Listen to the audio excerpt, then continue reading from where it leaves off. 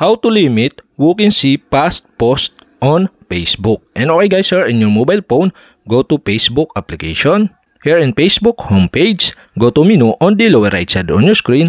But if you use Android phone, you can see on the upper right side on your screen. And I use iOS, so go to menu on the lower right side on your screen. Okay, tap menu. Here in menu, go to gear icon on the upper right side on your screen. Tap the gear icon.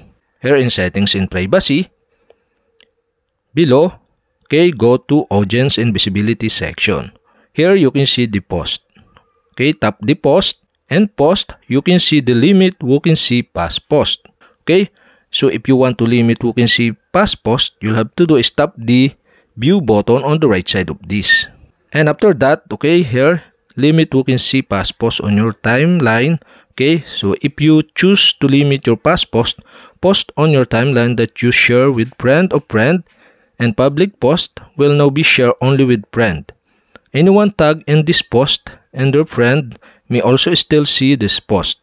If you want to change who can see a specific post, you can go to the post and choose a different audience. And okay guys, here in limit past post, you can see the limit past post button here. Okay, you can tap this and the pop-up below are show.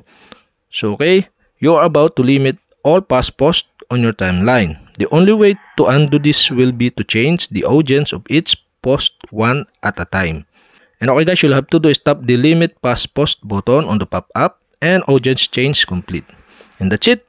Okay, we have successfully limit who can see past post on Facebook. And okay guys, if you have a question, kindly comment below. And don't forget to hit the subscribe button and the bell to notify you if I have new video. Okay, thanks for watching.